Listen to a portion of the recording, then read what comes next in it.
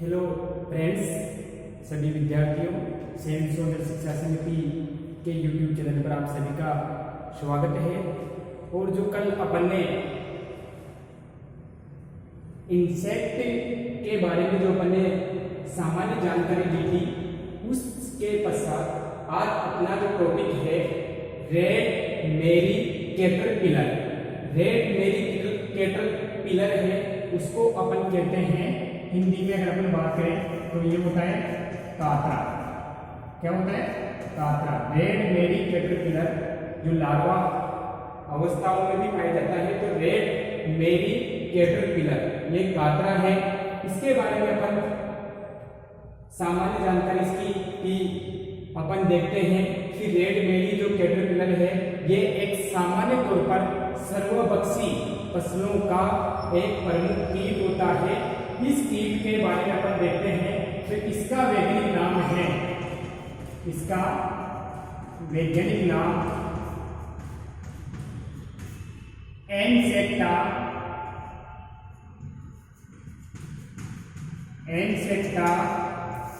मूरी।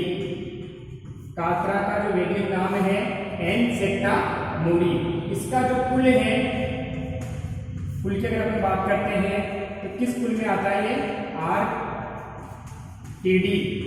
इसके साथ अगर इसकी गण की बात करते हैं तो गण है लेपिडोप्टेरा।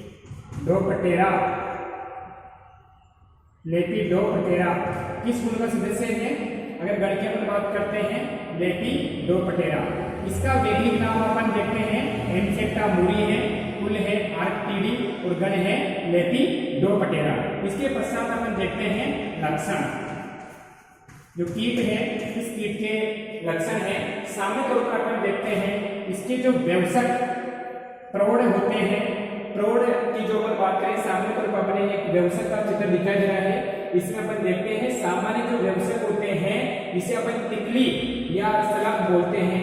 इनके जो पंख होते हैं, पंख की अगर अपन बात करते हैं तो ये सफेद होते हैं, लेकिन जो सामान्य उदर है, वक्ष की कुछ दाढ़ियां और इन पे कुछ लाल और काले बिंदुओं के रूप में रेखाएं पाई जाती है। तो इस की ये स्थिति है। इसके बाद अपन देखते हैं कि इसकी सामान्य तौर पर ये व्यवसक हो गया। इसके पश्चात इसका जो सबसे मुख्य अवस्था होती है जिसे अपन कहते हैं सुंडी या लार्वा। सुंडी या लार्वा है, इस अवस्था की अपन बात करते हैं तो इसकी सामान्य जो लंबाई होती है वो होती है 40 से 50 mm, 40 से 50 मिलीमीटर इसकी लंबाई होती है। और इस पर इसका जो रंग होता है वो अपन को दिखाई देता है लाल। किस रंग का होता है? लाल रंग होता है। लाल रंग के साथ साथ इस पर लाल रंग क्यों होता है? अगर अपन बात करें कि इस सुंडी या लार्वा का लाल रंग क्यों होता है, क्योंकि इस पर सामान्य तौर पर इस पे रोम पाए जाते हैं। रोम अपन सामान्य तौर पर किसके? बाल, यानी इस पर लाल रंग के रोम पाए जाते हैं और ये पूरी लाल रंग से ही दिखाई देती है। तो इसे अपन कह सकते हैं कि इसका रंग लाल होता है। इसके पश्चात ये सामान्य तौर पर इस कीट के जो अपन रेड मेरी कैटरपिलर लार्वा है, इसी के जो सामान्य लक्षण है। इसके पश्चात अपन देखते हैं कि इसका जो पोषक पौधे हैं, पोषक पौधे, इस कीट के कौन कौन से पोषक पौधे होते हैं? अपन जानते हैं इस खरीफ के मौसम में बोई जाने वाली ज्यादातर फसलें, जैसे अपन खरीफ के मौसम में क्या होते हैं? जवार है, जवार, बाजरा, इसके साथ मूंग है, उड़द, जवार, बाजरा, मूंग, उड़द, सोयाबीन, यानी ज्यादातर जो भी खरीफ के मौसम में बोई जाने वाली जो फसलें हैं उन सबको ये अपना भोजन बनाते हैं। इनमें से भी उनके कोमल वाली जैसे पत्तियां होती है, उन पत्तियों को ये नुकसान पहुंचाता है। तो सामान्य तौर पर इसके बाद में इसके पोषक पौधे हैं। इसके बाद अपन देखते हैं सती, यानी इससे क्या सती होती है? सामान्य तौर पर अपन देखते हैं कि जब इसकी सुंडी सर्वाधिक मात्रा में फसलों को नुकसान पहुंचाती है तो सती में अपन देखते हैं फसलों पर कम से जैसे जुलाई के मौसम के पश्चात फसलें खरीफ के मौसम में बो जाती है, मध्य जून से लेकर मध्य जुलाई के मध्य। जब फसलें उगना प्रारंभ करती है उसके कुछ समय पश्चात ही इसकी सुंडी फसलों के पूरे कोमल भागों को खाकर नष्ट कर देती है। तो किसान को सर्वाधिक मात्रा में नुकसान होता है, नुकसान होता है। इसके बाद अपन देखते हैं इसका जीवन चक्र।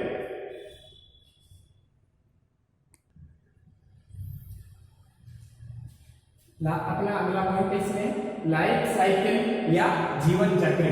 कातरा का सामान्य तौर पर अपन देखते हैं इसके प्रौढ़ या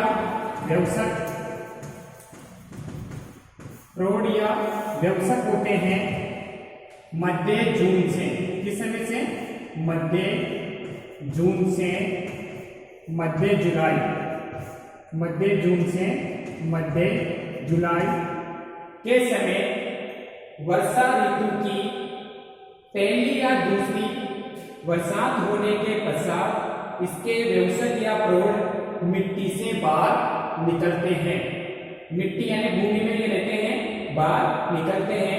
बाहर निकलने के पश्चात ये कुछ समय पश्चात ही, 1-2 दिन पश्चात ही प्रजनन करते हैं। क्या करते हैं?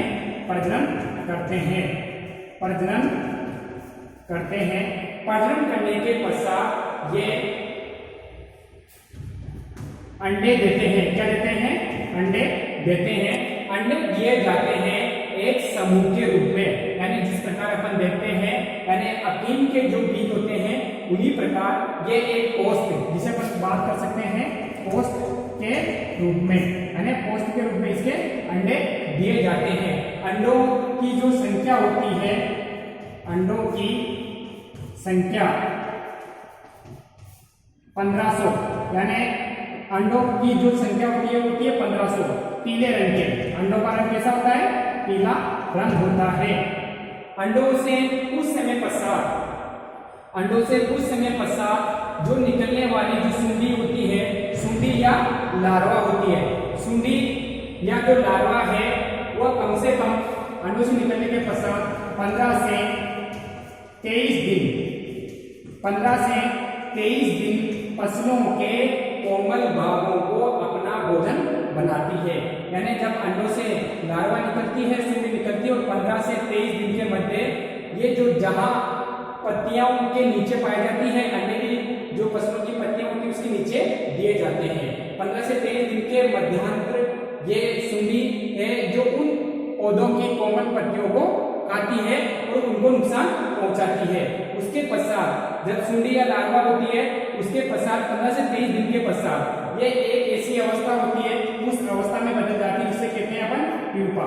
इस प्यूपा अवस्था में ये बदल जाती है। जैसे खेतों से बाहर निकलेगी, खेतों से बाहर निकलने के पश्चात जो कई पेड़ है या कई अन्य बंजर भूमि में निकलती है और वहां इस प्यूपा अवस्था में बदल जाती है। प्यूपा अवस्था में बदलने के पश्चात कम से कम अपन देखते हैं 9 से लेकर 10 माह तक, 9 से लेकर 10 माह तक जो अवस्था होती है, इसी अवस्था में ये रहती है।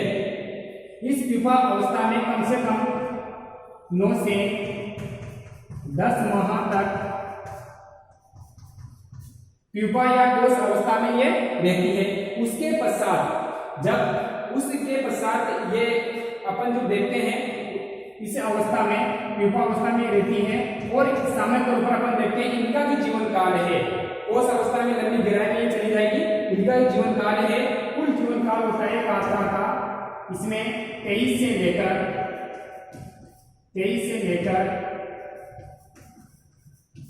41 दिन का, सामान्य तौर पर 23 से लेकर 41 दिन का कातरा का जीवन काल होता है। उसमें से कम 9 से 10 माह तक ये मिट्टी के अंदर, कहां पर? मिट्टी के अंदर प्यूपा अवस्था में ही रहते हैं।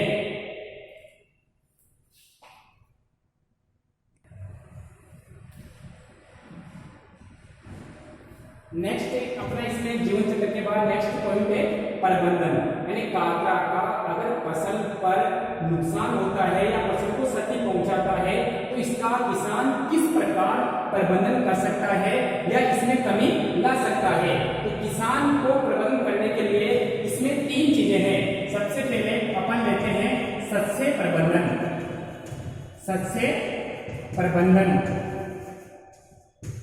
दूसरा है जैविक प्रबंधन, जैविक प्रबंधन। और तीसरा है रासायनिक प्रबंधन,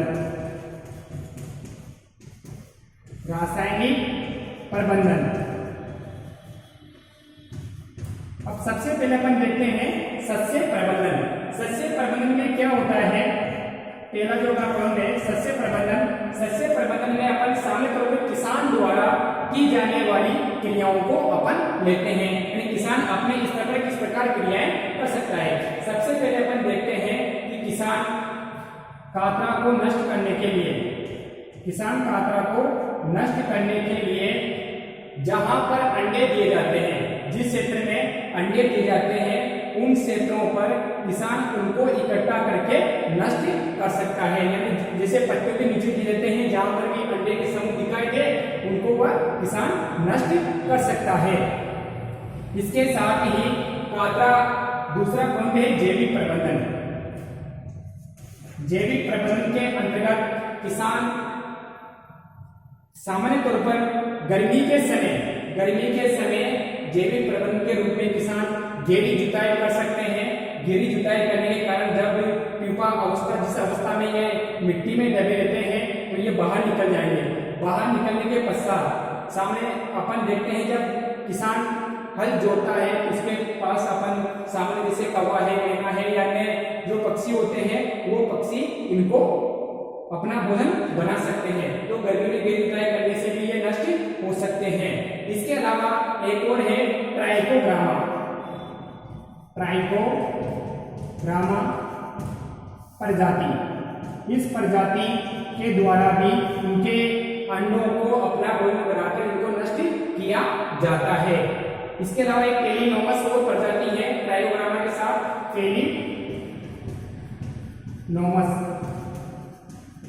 टेलिनोमस प्रजाति के द्वारा भी इनके अंडों को अपना भोजन बनाकर नष्ट किया जा सकता है, जो इनके परभक्षी होते हैं। तीसरा जो अपना पॉइंट है, तीसरे पॉइंट के ऊपर बात कर रहे हैं वह है रासायनिक प्रबंधन। सामने तौर पर आजकल यही प्रबंधन अपन काम में लेते हैं कि ये जो प्रबंधन है इन प्रबंधनों के तहत अपन कड़ी फसल में नहीं कर सकते, जैसे शस्य प्रबंधन है या जैविक प्रबंधन है। लेकिन जो तीसरा प्रबंधन है रासायनिक प्रबंधन, रासायनिक प्रबंधन केमिकल मैनेजमेंट, इसके तहत अपन कड़ी फसल में अगर काटरा का प्रकोप होता है या काटरा सर्वाधिक नुकसान होता है तो उस समय अपन किस रासायनिक प्रबंधन का उपयोग कर सकते हैं। इसके लिए अपन को क्या करना होगा? सामने तौर पर अपन देखते हैं क्यूनोल ओस या मेलाथियोन 1.5% या 5%, यानी इस 1.5% या 5% का अपन 25 किलोग्राम प्रति हेक्टर, यानी प्रति हेक्टर का अपन देखते 4 बीघा के हिसाब से प्रति हेक्टर की दर से इसी जो डस्ट है उसका छिड़काव अपन फसल पर कर सकते हैं। इसके साथ साथ इसी में दूसरा है या फिर अपन मेलाथियान या क्लोरोपोस को अपन क्या लेंगे 25 EC अपन लेंगे 25 EC के रूप में, यानी 1.25 लीटर 25 EC इसकी मात्रा होगी। और अपन जो द्रव लेंगे होंगे 1.25 लीटर को कम से कम 250 से 500 लीटर जल, 250 से 500 लीटर जल के रूप में गोल बनाकर फसलों पर छिड़काव प्रति हेक्टर की दर से करने पर भी अपन इसका प्रकोप को कम कर सकते हैं, इन्हें नष्ट कर सकते हैं। ये सामने तौर पर है। दूसरी एक और है इसमें, इसी रासायनिक प्रबंधन में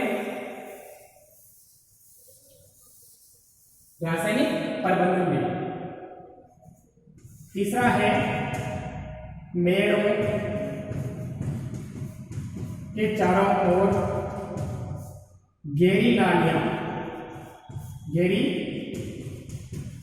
नालियां खोदकर उनमें क्लोरोपोस या मेलाथियन का छिड़काव कर सकते हैं, जिससे अगर ये सुंडियां एक खेत से दूसरे खेत में नहीं जा पाएगी और जहां ये उसमें गिरेगी तो इनको या डस्ट को, अगर ये अपना डस्ट को अपन अंदर लेगी तो उसके द्वारा भी ये नष्ट हो सकती है। तो हेलो फ्रेंड्स, जो अपन ने आज ये टॉपिक पढ़ा है रेड बेरी कैटरपिलर गात्रा, अगर आपको इसमें कोई चीज समझ में नहीं आई तो आप इसके ऊपर कमेंट्स कर सकते हैं, और इसके अगर अच्छा लगे आपको तो लाइक कर सकते हैं। अब नेक्स्ट की क्लास में अपन इसमें रेड बेरी कैटरपिलर पढ़ा, नेक्स्ट है अपनी अगली क्लास में है सफेद, सामान्य तौर पर अपन देखते हैं सफेद लट या व्हाइट ग्रब, जो अपन इसके नेक्स्ट अगला पॉइंट है, यानी रेड बेरी कैटरपिलर के बाद सफेद लट।